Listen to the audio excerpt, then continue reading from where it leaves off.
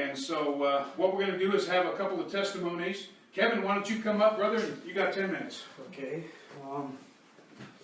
My name's Kevin Borino.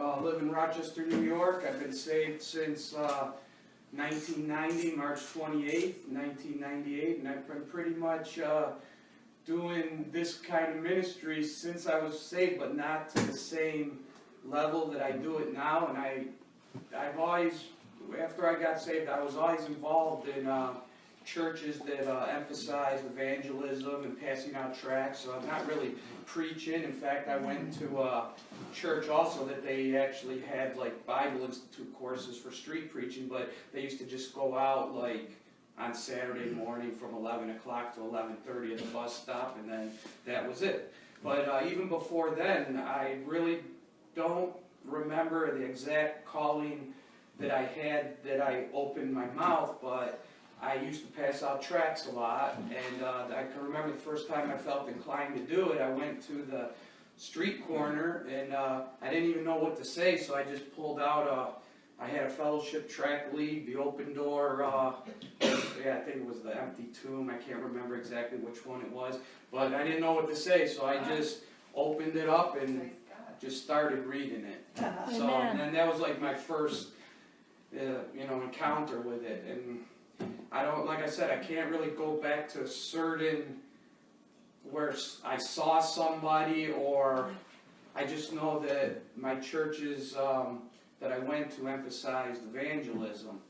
But then what really happened to me is I used to go out to the bus stops, and mostly my ministry was not preaching. It mostly was just passing out tracts and then maybe saying a few things for a minute or two, and then go back to passing out tracts. So I didn't really have like a preaching ministry, but then I still, like I was saying in this, while we were talking at fellowship time, there was guys before me where I live that even before I started preaching, there was at least a couple generations of the churches that I went to where there was men that were out on the streets preaching. I didn't really know them, but there was, a men in those churches that paved the way long before I even went out there.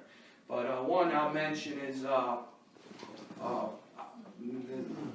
friend of mine. His name's KevinB, and I'm not going to say that I was really mentored or nothing like that, but even, I hate to say this, but Kevin, I'm sorry, but as soon as he, started getting people involved in street ministry, people didn't adhere to him too good at church. But anyways, I went to a church where Kevin was involved in going to Beal Street for the Beal Street Blast, and he gathered all the young people over there to, he year after year. When I just started going to that church, I had gone to church with Brother Deegan, but he had moved on, and then when I was moving on to another church, he was at this other church, and he was organizing this, trip to go to Beal Street, where we all got in a van in church, and I'll tell you, that was like the most exciting time in my life. And the first time I went out there, I saw people dropping into hell. In my eyes, I saw them. I'm not saying like a vision, I'm just saying as I was out there, I watched them dropping into hell. And I came back from there, and I just basically, I was introduced through that ministry that the world's bigger than a bus stop for 30 minutes passing out tracts. And I was very overwhelmed by it. In fact, the first time I went to Beal Street, like after an hour, I lost my voice. And it got to the point where I just had to hold up signs for the rest of the weekend, because before it even started,